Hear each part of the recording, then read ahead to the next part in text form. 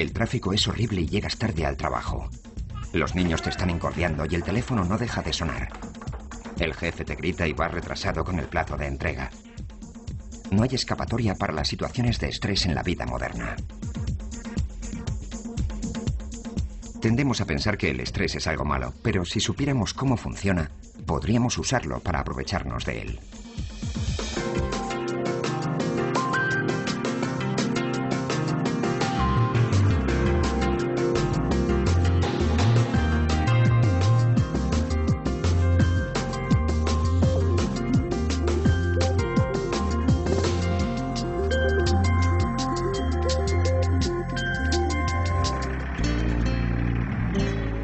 El ritmo de vida ha cambiado en la época moderna. Hace 50 años la gente no hablaba del estrés, mientras que hoy en día es un tema candente de conversación. Ahora los medios de comunicación nos ponen cada día ante nuestros ojos todas las cosas negativas que pasan en el mundo. Nuestras propias expectativas y lo que se espera de nosotros en el trabajo y también en casa han aumentado. Y todas esas cosas en realidad lo agravan y nos vuelven más vulnerables al estrés. Pero de lo que quizá no nos hemos dado cuenta es de que el estrés en sí mismo no es el problema. El estrés es una parte normal de la vida. Bueno, la única época en la que no tenemos estrés es justo antes y después del nacimiento. En fin, es la concepción para la muerte. El estrés en sí no es un problema, lo es nuestra reacción a las cosas. La reacción al estrés no es necesariamente malo. Incluso nos puede ayudar a seguir adelante bajo presión. Pero los efectos de un estrés crónico continuo, si no hacemos nada al respecto, pueden ser muy malos. George Brickell lo ha experimentado de primera mano a consecuencia de su profesión, filmando y editando escenas de crímenes para las fuerzas policiales. Después de 16 años de un estrecho contacto con accidentes y crímenes horrorosos, los altos niveles de estrés de George motivaron que su carrera terminara de forma estrepitosa. Llegó un momento que no podía ni coger a mi nieta, y creo que sé por qué. Tuvimos que ocuparnos de un hombre que se había caído a un pozo y llevaba allí 6 semanas, y estaba lleno de gusanos por todas partes. Había gusanos por debajo de lo que quedaba de la piel, y formaba como ondas con los gusanos moviéndose debajo. Y cuando cogía a mi nietecita, parecía como si estuviera viendo a los gusanos, aunque no tenga sentido.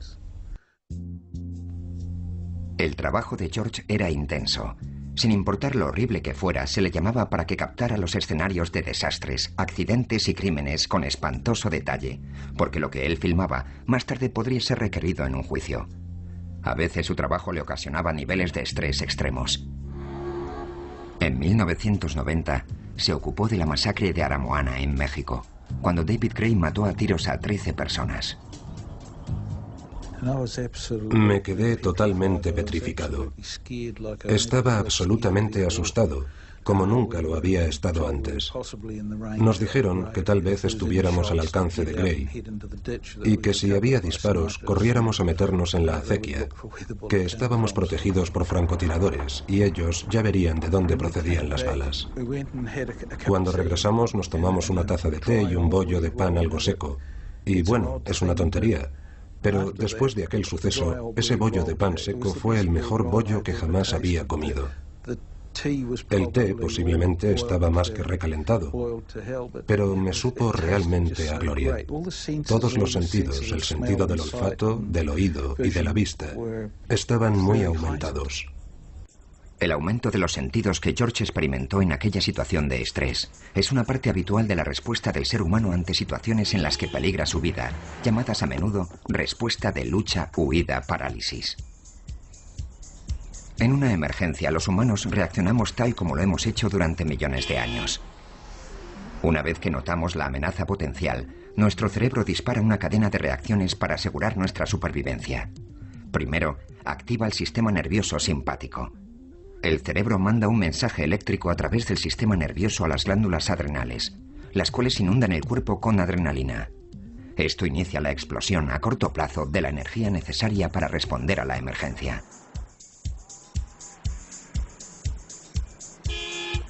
Mientras el mensaje viaja a través de nuestro cuerpo, las pupilas se dilatan para aumentar el flujo de información. Los músculos se tensan y nuestra respiración se hace más rápida y superficial para que aporte más oxígeno a la sangre.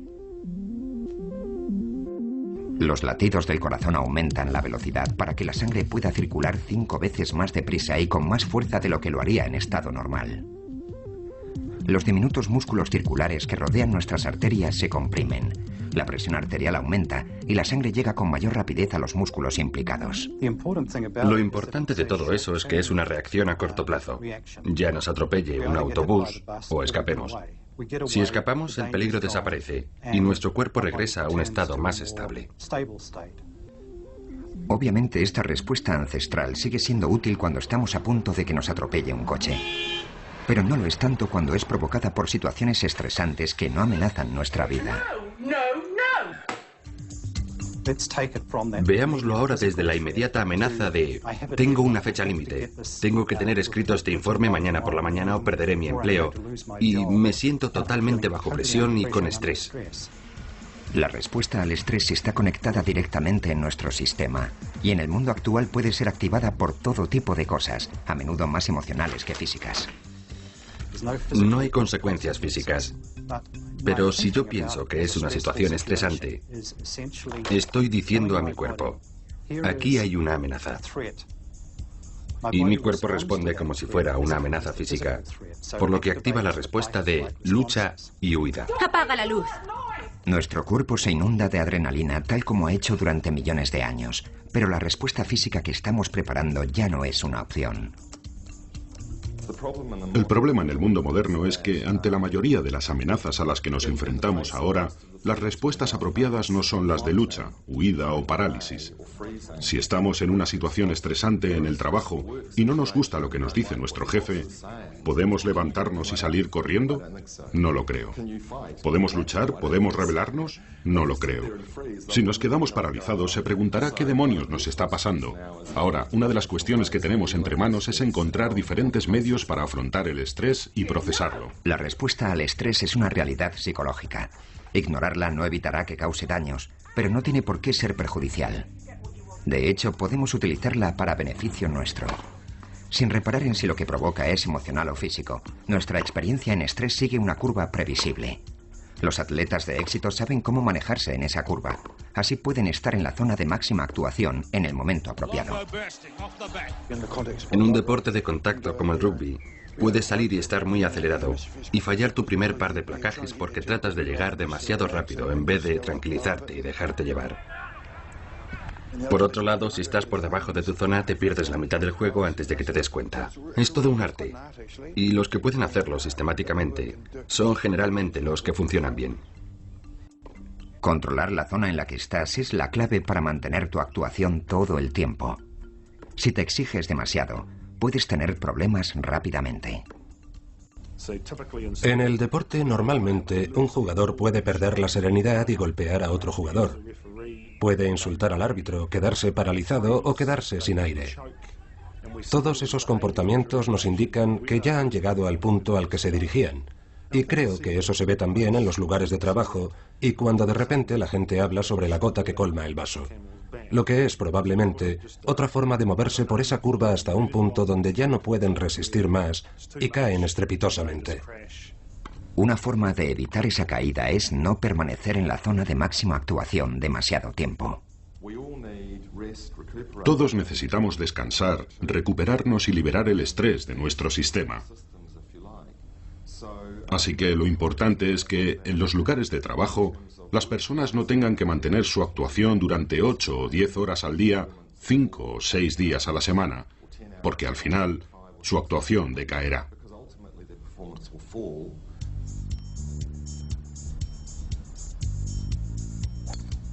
Después de 20 años de duro trabajo como jugadora de primera en el mundo empresarial, la ejecutiva de IBM, Sandra Pickering, se despertó una mañana después de 2 semanas de vacaciones y no podía enfrentarse a la vuelta al trabajo. Y entonces fue cuando me di cuenta de que en realidad estaba bastante estresada y que necesitaba estar más tiempo desconectada de mi trabajo para poder pensar realmente qué quería hacer, hacia dónde ir y cómo podía controlar mejor esa situación. A la edad de 39 años, Sandra había estado trabajando intensamente durante 7 años en un proyecto especial que no le había dejado demasiado tiempo para estar con su familia. Cuando el proyecto fracasó, de repente sintió que tenía que salir de ahí o hundirse. Estaba bastante preparada para dejar mi carrera, lo cual mirando hacia atrás es obvio que fue una decisión algo precipitada. Creo que las cosas se me habían puesto tan mal que estaba dispuesta a hacerlo. Y eso era muy significativo porque yo tenía una buena y sólida carrera en la industria de la informática. Tenía éxito. Y no era porque fracasara en algún aspecto, pero en mi interior las cosas se pusieron tan mal que decidí dejarlo. Sandra se había pasado meses trabajando largas horas, a menudo al otro lado del mundo, en zonas horarias distintas. Regresaba a la habitación del hotel, tal vez tomaba algo de cenar para luego coger mi portátil, repasar toda la correspondencia que había recibido de Nueva Zelanda la noche anterior y luego me ponía a hacer llamadas telefónicas hasta las 2 o las 3 de la madrugada. Tenía jornadas de 16 y 18 horas y terminaba cuando, según el cambio de zona horaria, la gente empezaba a trabajar. En la conferencia había entre 5 y 20 personas y podía durar de 30 minutos a 2 horas. Se planteaban varios temas, por lo que podías terminar tratando unas 10 operaciones después de una conferencia de 2 horas a las 2 de la madrugada. Y yo permitía que eso sucediera por dejar mi móvil conectado, obviamente, y por mirar mi correo. Vaya que simplemente debería haberlo apagado todo. Pero Sandra no apagó nada. Continuó esforzándose para seguir con su labor todo el tiempo necesario para acabar su trabajo sin reparar en su propio coste. Básicamente estaba extenuada. Estaba realmente cansada. Unos 12 meses antes de todo esto tuve muchos problemas para poder desconectar del trabajo. Me resultaba difícil relajarme. Creo que todo empezó a gestarse durante un periodo y supongo que lo más significativo para mí fue la falta de sueño. Y creo que lo que ocurrió después es que empecé a sentir ansiedad. Me resultaba muy difícil hacer cosas que no fueran de trabajo, porque para mí trabajar durante largas horas se convirtió en un hábito, por lo que cuando tenía tiempo libre no podía relajarme de la forma que lo solía hacer. Fue una combinación de factores, pero principalmente la falta de sueño creo que fue lo que me hizo sentir muy estresada. De hecho, Sandra estaba experimentando algunos de los síntomas clásicos del estrés crónico. Si el estrés te lleva hasta el punto de estar con un ansia constante, preocupado, agitado y no puedes relajarte, bueno, eso es que estás atrapado en un círculo vicioso donde las cosas que normalmente te iban bien ya no funcionan. Entonces es el momento en el que hay que pasar a la acción y algunas veces buscar el apoyo de otros o hasta la ayuda profesional puede ser importante. En fin, si ya no te puedes relajar, descansar y recuperarte, es una señal de que estás en terreno resbaladizo. Sandra estaba deslizándose pendiente abajo de manera continuada. De estar saludable con un estrés normal pasó a un estrés enfermizo. Eso puede pasarle a cualquiera. El estrés es algo continuo que depende de nuestra respuesta. Hay un estrés normal que es productivo. Bueno, si no nos sintiéramos ligeramente alterados por los exámenes, no estudiaríamos con más ahínco. El estrés centra nuestra mente y somos más capaces de absorber información y de aprender más. Pero puedes caer en una situación de estrés crónico en la que no duermes bien y al estar más cansado no asimilas la información. Por lo tanto, debes esforzarte más y así entras en un círculo vicioso. Eso es el estrés crónico y en un momento dado hay un número significativo de personas que sufren los efectos. Y eso puede estar relacionado con dificultades en el trabajo, en las relaciones, etc. Pero cuando estás totalmente bloqueado por lo que estás haciendo, reconocer que estás inmerso en un estrés continuo no siempre es fácil. Lo que perdí en ese periodo de tiempo fue la perspectiva. El trabajo era algo que lo englobaba todo, por la forma en que actué, no por lo que algo o alguien hubieran hecho. Y perdí la perspectiva. Por un lado, bueno, me sentía que era invencible y que podía manejarlo. Pensé que tenía el control de la situación, y no era una cuestión de no querer pedir ayuda. En el fondo no creía que la necesitara. Y estoy segura de que si lo hubiese solicitado, la habría encontrado. Esto es lo típico de personas en su situación. Sandra simplemente siguió adelante, trabajando largas horas día tras día para realizar su trabajo. Normalmente lo que les ocurre a estas personas es que se desmoronan cuando están de vacaciones. Resulta que las señales de estrés no logran pasar a través de su frenética y ocupada vida y de repente, estando de vacaciones y con un montón de tiempo libre, todo lo que les queda es el estrés, un estado de angustia. Y eso es exactamente lo que le ocurrió a Sandra. Necesitó 2 semanas de descanso para que el mensaje pudiera llegarle. La primera semana empecé a relajarme y la segunda empecé a ponerme tensa pensando que tenía que volver a trabajar la semana siguiente. Y entonces es cuando supe que algo no andaba del todo bien. Las cosas llegaron a un punto crítico y es que ya había llegado al límite. Al estar esforzándose sin descanso, Sandra se había salido de la zona de máxima actuación, lo que en términos de estrés se llama la fase de resistencia. Ella seguía actuando, pero le costaba cada vez más y estaba empezando a sentir los efectos del estrés crónico. Cuando el estrés se convierte en algo demasiado fuerte para nosotros, desarrollamos una amplia gama de síntomas, los cuales están directamente relacionados con las hormonas y la fisiología subyacente de las que hemos hablado. Así que las personas que están incesantemente percibiendo amenazas en situaciones de estrés y que están asiduamente segregando adrenalina a su sistema, tendrán una variedad de síntomas como resultado de ello. Y no es solo la adrenalina lo que produce estos síntomas. Mientras estos cadetes de la Marina compiten contra el tiempo para evitar que el barco se hunda, se liberan otras potentes hormonas para incrementar más sus oportunidades de supervivencia ante un peligro tan inminente. Una vez que la adrenalina entra a raudales, el cerebro activa nuestro sistema de mensajería hormonal. A través de un circuito diminuto es liberada una corriente de hormonas a la glándula pituitaria, la cual dispara la señal a la glándula adrenal para que libere todo un grupo de potentes hormonas del estrés, como el cortisol. Ellas cambian la forma en que trabaja nuestro cuerpo para soportar la acción de la adrenalina a corto plazo, por lo que el modelo energético en el sistema inmune de estos cadetes está cambiando para hacer frente a la amenaza inminente de su supervivencia en un proyecto a largo plazo. Después de todo, ¿por qué utilizar energía para prevenir el cáncer cuando tu vida está en juego ahora mismo?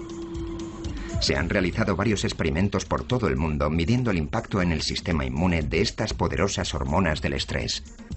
En América, los cuestionarios de estrés los rellenaban voluntarios a los que luego les rociaban la nariz con virus de la gripe.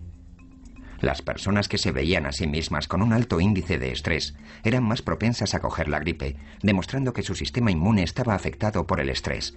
En Nueva Zelanda, continuaron las investigaciones usando a personas que eran operadas. Una semana antes de ser intervenidas quirúrgicamente de hernia, varias personas rellenaron un cuestionario sobre cómo calificaban el grado de estrés en su vida. Luego, en las primeras 24 horas después de la operación, se le recogió líquido de las heridas para analizarlo.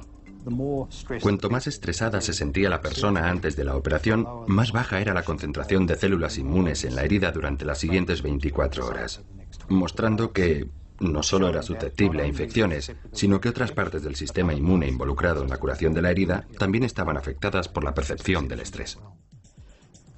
Y el sistema inmune no es el único que puede estar afectado. Demasiadas hormonas del estrés circulando pueden afectarnos de muchas maneras.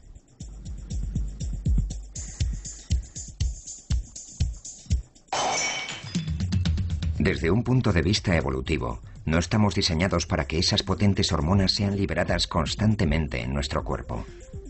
Pero cuánto nos afecta y a qué partes dependerá del grado de estrés continuo que tengamos en ese momento y de nuestro particular punto débil. Para algunos, el eslabón débil de su salud puede ser el sistema cardiovascular, con un peligroso riesgo a un ataque al corazón. Para otros será su sistema gastrointestinal, con una mayor probabilidad de úlcera de estómago.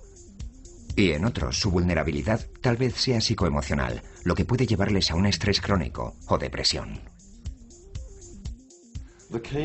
La clave de todo es, primero, reconocer cuándo estamos yendo hacia una situación de estrés poco saludable. Y segundo, tener los medios para ocuparnos de ello. Ocuparnos de ello puede significar a veces obtener ayuda de un profesional. Después de la masacre de Aramoana, el productor de vídeos de la policía, George Brickell, como cualquier otro involucrado, fue enviado a ver a un psicólogo. Después de las sesiones estaba muy sensible. Lloraba un montón. Pero después de la segunda y la tercera me sentí muchísimo mejor. Era la primera vez que iba a un psicólogo y se podría decir que fue toda una revelación, ya que él me peló como a un plátano, es la mejor manera de describirlo. Trabajos como el de Fox Pine, en el que había participado, otros, incluso con niños, y otro tipo de cosas que habían ocurrido, Él me lo sacó todo. Y de repente yo tenía que afrontarlo y hablar de ello. Y eso fue, por un lado, desagradable. Pero al cabo de un rato me sentí mucho más aliviado. A pesar de la ayuda profesional, después de algunos años de rozar en ocasiones el estrés crónico, George ha llegado a un punto donde se le ha diagnosticado PTSD, trastorno de estrés postraumático.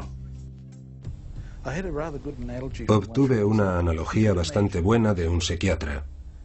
Me dijo, puede imaginar que abre un armario y va metiendo ropa, sábanas o lo que sea, y sigue metiendo cosas y puede cerrar la puerta, hasta que llega un momento que está tan lleno que hay que empujar la puerta para cerrarla. Y entonces lo llena a reventar y la empuja más hasta lograr cerrarla. Con eso cree que todo está arreglado, pero entonces se abre de golpe. Algo muy parecido es lo que le ha pasado a usted. Si llevamos esta analogía más lejos, a la realidad del estrés en nuestras vidas y la necesidad de afrontarlo, la persona que llega al punto en el que el armario le estalla de golpe es claramente alguien que no es capaz de ver las señales de que el armario está llenándose demasiado. Mientras que las personas que no son tan vulnerables al estrés, a menudo son aquellas que son capaces de ver que el armario se está llenando y hacen una limpieza rápida. Sandra era totalmente inconsciente de que sus niveles de estrés estaban llegando a ser perjudiciales. Para cuando descubrió que algo marchaba mal, le costó unas 10 semanas interminables recuperarse. Es que no lo sabía. No es igual que cuando te encuentras mal. Para mí simplemente se convirtió en la forma normal de funcionar.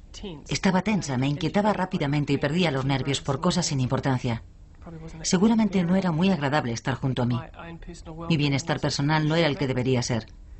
Tuvo que ocurrir algo bastante dramático para que me detuviera y tomara un descanso, para mirar retrospectivamente y ver que tal como funcionaba, algo no marchaba bien. Como Sandra y George, muchas personas no reconocen que sus niveles de estrés están fuera de control hasta que ocurre algo dramático. Pero síntomas como no poder dormir con facilidad, dolores de cabeza, problemas estomacales, manos sudorosas y dificultades al respirar pueden ser las señales de que estamos precipitándonos a un estrés continuo. Ojalá se pudieran reconocer. Otros síntomas como nerviosismo, pérdida de memoria a corto plazo, no ser capaz de concentrarse, reaccionar exageradamente y mal humor, son también formas que tiene el cuerpo de avisarnos. Algunas personas no reconocen los mensajes que les envía su cuerpo, músculos tensos, un nudo en el estómago o un montón más de distintos tipos de síntomas que produce el estrés, por lo que esos síntomas van empeorando más y más antes de que puedan responder a ellos. Sandra tardó mucho tiempo en reconocer los síntomas del estrés y su marido Phil tampoco era consciente de que existiera algún problema. Sandra se guardaba el estrés para sí misma y debo decir que hizo un buen trabajo. Yo no sabía que estuviera bajo tanto estrés, así que me sorprendió cuando Sandra dijo que no podía afrontar la vuelta al trabajo. De hecho, me quedé anonadado. Pensé, oh, vamos, tienes que volver a trabajar, tienes que mantenerme, ocuparte de Jordan y de mí, seguir con el estilo de vida al que nos hemos acostumbrado los últimos 5 años. Pero sí, en realidad fue una conmoción.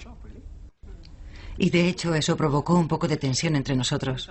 Yo no podía comprender por qué no lo entendías. Es cierto, así fue, sí. Ahora que me lo recuerdas fue así, porque yo le decía, venga, vamos, levántate, levántate, no seas tonta, levántate y vete a trabajar. Y ella solo decía que no. Hasta que acudió al médico y le dio la baja. Entonces acepté el hecho de que, efectivamente, tenía un problema. Cuando comprendió lo que le pasaba, Sandra tomó inmediatamente medidas para poder salir de ese estrés continuo. Ella lo identificó como una pequeña cuesta abajo, pero todavía era capaz de aguantar y seguir funcionando. Las razones para ello eran fundamentalmente 2. Primero, tenía una gran resistencia personal. Y segundo, la forma que tenía de pensar y las normas en las que se basaba probablemente iban a cambiar.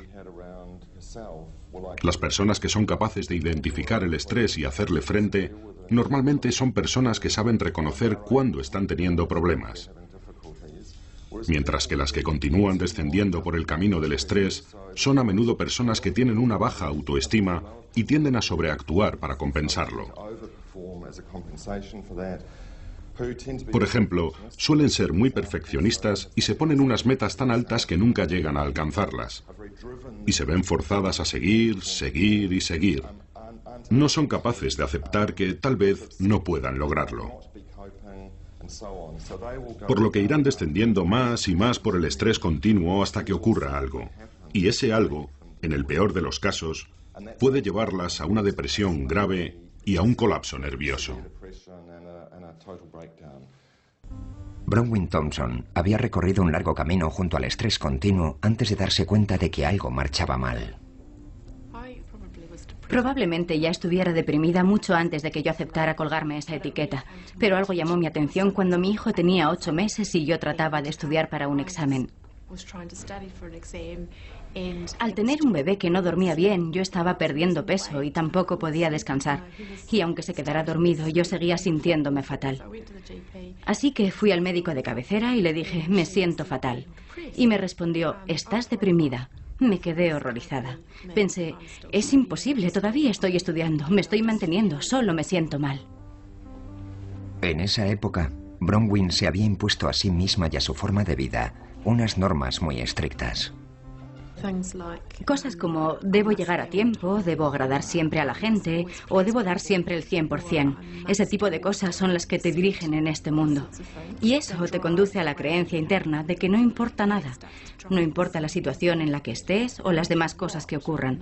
Tú tienes que ser perfecta y debes trabajar muy duro.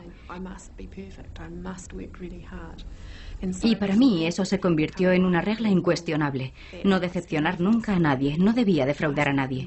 Siempre tenía que ser perfecta y debía trabajar realmente duro. Y eso lo regía todo.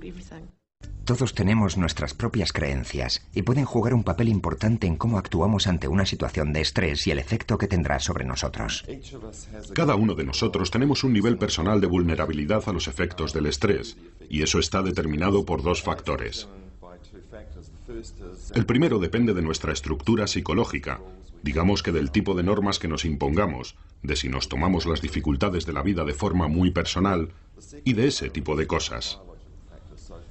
La segunda parte depende de factores biológicos. Si tenemos un historial familiar de depresiones, ansiedad y cosas así, entonces posiblemente seamos más propensos a desarrollar esos síntomas.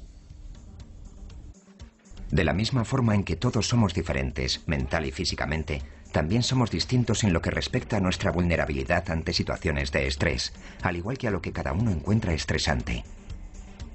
Lo que para una persona puede ser un gran problema, no necesariamente tiene que serlo para otra. Nuestra capacidad individual para abordar el estrés se pone a prueba cuando nos enfrentamos a sucesos estresantes en nuestra vida. Muchas de las cosas más estresantes en la vida, como la muerte de un familiar, son inevitables. Para algunas personas casarse es tan estresante como divorciarse, aunque afectará de modo distinto a las diferentes personas, dependiendo de cómo perciban cada una esos acontecimientos en sus vidas.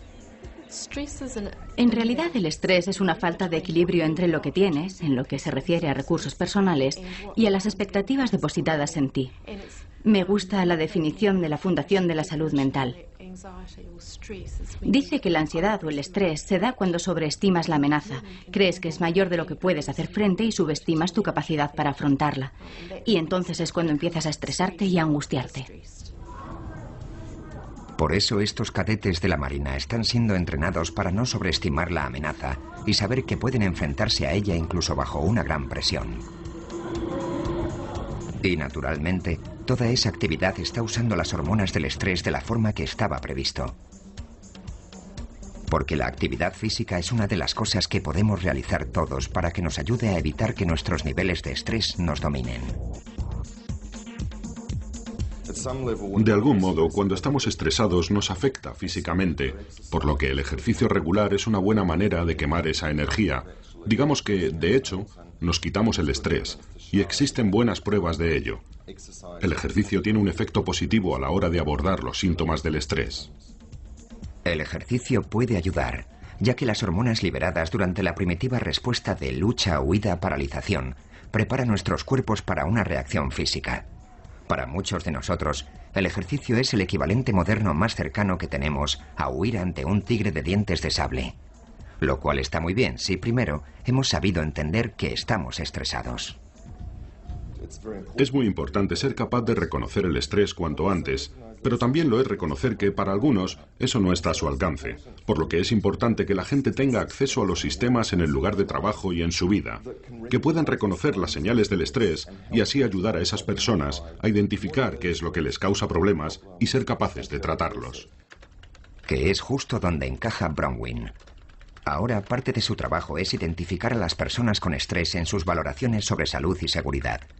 Debido a su particular experiencia con el estrés y la depresión, puede reconocer los niveles de estrés de otras personas, incluso si ellas no se han dado cuenta por sí mismas. Personas como ella juegan un importante papel en la gestión del estrés en grandes organizaciones como los hospitales.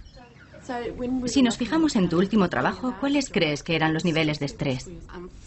Por desgracia, por la forma en que trabajábamos, iban de 0 a 10 en 2 minutos. Ángela estaba tan sumamente estresada y agitada después de un día de trabajo que ni siquiera podía tender la ropa. Mis dedos parecían entumecidos y me resentía de la muñeca. Y los codos y hombros me dolían al tener que escribir de forma tan continuada. Ángela tuvo que cambiar su forma de entender el trabajo y también la manera en que lo hacía. En vez de estar tecleando durante 2 horas sin parar, debía de hacerlo solo durante 20 minutos, tomarme un descanso y luego volver a ello. Podía trabajar durante 3 o 4 horas siempre y cuando realizara los descansos. Ángela tuvo que buscarse fórmulas para acordarse de hacer los descansos que necesitaba. Al principio me costaba un poco debido a la costumbre, supongo. Estaba muy habituada a hacerlo de aquella forma, así que tenía que frenarme. En realidad tuve que ponerme notas diciendo relájate y cosas como tómate un descanso. De hecho, Ángela estaba aprendiendo a no ignorar las señales del estrés que estaba mostrando. Escuchar lo que te dice el cuerpo. Si me duele en algún lado es por un motivo. Hay que dejar de ignorarlo y cuidar de uno mismo. Bronwyn también animó a Ángela a cambiar las reglas por las que se regía. Me recordaba que psicológicamente era bueno hacer un descanso. Bueno, que no era malo el que descansara un par de minutos. Que no era por vaguería. Eso, que no era por ser vaga. Solo estoy cuidándome y ahora hasta puedo irme a casa y relajarme. Y si quiero, si me apetece, puedo colgar la ropa limpia y esas cosas. Y ahora hasta puedo levantar los brazos y cosas así. A diferencia de Ángela, el productor de vídeos de la policía, George Brickel, sí reconocía cuando sus niveles de estrés se le estaban yendo de las manos. Sabía cuándo necesitaba un descanso para recuperarse del estrés de su trabajo. Y debido a la cantidad de horas que trabajaba, a veces eso ocurría de forma natural. En una ocasión, con Kirtza Jensen, por ejemplo, trabajamos durante 34 horas sin descanso, sin dormir, y muchas otras veces 24 horas y hasta 26 horas. Un día normal suponían unas 10 horas de trabajo. Debido a que acumulaba un montón de horas, a veces George podía coger hasta un mes libre para ponerse al día. Eso era estupendo, porque cuando me encontraba realmente mal, o empezaba a sentirme mal, sabía que podía cogerme un mes libre y luego regresar totalmente nuevo y con la mente renovada. De lo que está hablando George es del tiempo de recuperación, una parte esencial en la curva de respuesta al estrés. Es el tiempo de descanso que todos necesitamos para poder seguir actuando, ya sea en nuestra vida en la oficina o como jugador de rugby profesional. No importa lo fuerte que seas mental o físicamente. Tienes que tener tiempo para descansar, porque, de lo contrario, la acumulación de tensión y la ansiedad que te provoca no te permitirían seguir funcionando. Sería imposible. La recoge y se lanza en los últimos segundos. Y hay un nuevo intento por parte de Razor Robertson. Si no te recuperas, perderás tu coherencia, básicamente. Y creo que tampoco serías capaz de llegar a lo máximo, porque fijas tus miras semana a semana. Y nadie puede aguantar todo el tiempo con esa intensidad, sobre todo en el rugby. Si tienes la habilidad de poder desconectar, estarás mucho mejor preparado para la semana siguiente. De hecho, no tener el tiempo suficiente de recuperación puede tener consecuencias graves. Cuando un atleta está mucho tiempo en la zona demasiado alta, supone un coste para su salud y obviamente experimentará diferentes síntomas de estrés. Y cuanto más tiempo esté en ella, el grado de intensidad de esos síntomas se incrementará. Y si un atleta continúa así demasiado tiempo, puede quemarse. Entonces, el atleta tiende a venirse abajo, pierde toda la motivación para entrenarse, para involucrarse, y a menudo necesita alejarse un cierto tiempo de ese ambiente de acción para despejarse y reavivar la llama en su interior. Así que todo el mundo necesita tiempo para recuperarse. Pero a veces, sobre todo si nuestra vida es particularmente estresante, el tiempo normal de recuperación no es suficiente. El punto crítico de George Brickell fue cuando tuvo que hacer un vídeo recopilatorio para los aspirantes a policía. Tuve que elaborar un programa sobre muertes, y eso suponía que debía reunir todo tipo de muertes que puedas llegar a imaginar. Por ahorcamiento, por ahogamiento, por armas de fuego, por palizas, accidentes de avión, lo que fuera. Y estuve expuesto a todo eso, para luego juntarlo, revisar el material y empezar a editarlo. Fue una exposición muy continuada. Después de 16 años de filmar escenarios de crímenes terroríficos, accidentes y desastres, los niveles de estrés del productor de vídeos de la policía estaban fuera de control. Volvía por la noche para hacer la edición a esas horas, simplemente para que la gente no pudiera verme llorar. Me echaba a llorar por cualquier cosa, tópicos, olores o sonidos.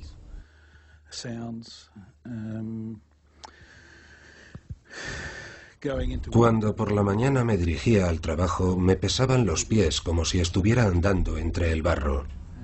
Sabía que tenía problemas, pero bueno, eso ya me había pasado antes y tuve una ayuda muy competente y fui capaz de superarlo.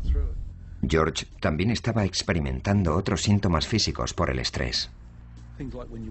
Como cuando me iba a trabajar por la mañana, inevitablemente tenía diarrea, la primera parada era en el servicio. En el pasado, aparte de eso, perdía el equilibrio, me dolía el pecho y varias cosas más que resultaban bastante embarazosas cuando acudí al médico y le conté los síntomas y él no encontraba cómo solucionarlo. Fue muy incómodo. George sabía que necesitaba la clase de tratamiento que le había ayudado en el pasado y la solicitó para sí mismo y para su equipo. Pero cree que cuando su petición no fue atendida adecuadamente, provocó que llegara al punto de no retorno. Hasta entonces no había sido demasiado tarde. No, pero unos 10 o 15 asesinatos más tarde ya era irreparable. Y es que por entonces nos impusieron una ayuda determinada. Y con eso quiero decir que el jefe dio instrucciones para que fuera una persona concreta.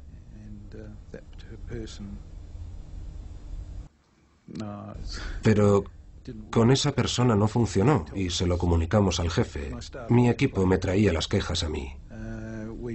Insistimos sobre el tema, pero se nos dijo que debíamos solucionarlo nosotros con esa persona. Todavía estoy muy enfadado por ello. George estaba tan convencido de lo mal que lo habían tratado sus jefes que hasta les denunció. El daño mental que sufrió George Brickell y la forma en que se le trató costó al departamento de policía $242.000. Creo que el juez lo resumió muy bien en el sumario. Decía que si esas cintas que yo manejaba hubieran estado dentro de una caja y se hubiera caído y me hubiera golpeado la cabeza, habría estado cubierto. Pero como esas mismas cintas nos habían afectado de forma distinta psicológicamente, no estábamos cubiertos. En todo el mundo el estrés está siendo cada vez más reconocido como un riesgo en el puesto de trabajo. Y a las empresas se les exige legalmente que proporcionen la ayuda necesaria cuando los niveles de estrés estén siendo nocivos. Uno de los problemas con esto es que en los trabajos que hemos realizado en empresas, sin duda, los empleados con el nivel de estrés más alto de todos son los ejecutivos. Sandra Pickering se da cuenta ahora de los altos niveles de estrés que hacían mella en su equipo. Cuando admites que tienes estrés o estás bajo una gran presión, en parte te gusta, y supongo que tiendes a actuar así con la gente que te rodea. Siempre he creído que es bueno dirigir con el ejemplo cuando tengo gente a mi cargo, así que supongo que pensándolo bien, si soy completamente sincera, esperaba que ellos hicieran algo parecido, porque si yo lo hacía, ¿por qué no podían hacerlo ellos? Y creo que eso era algo que estaba mal por mi parte. La falta de conciencia es bastante típico de las personas en su situación.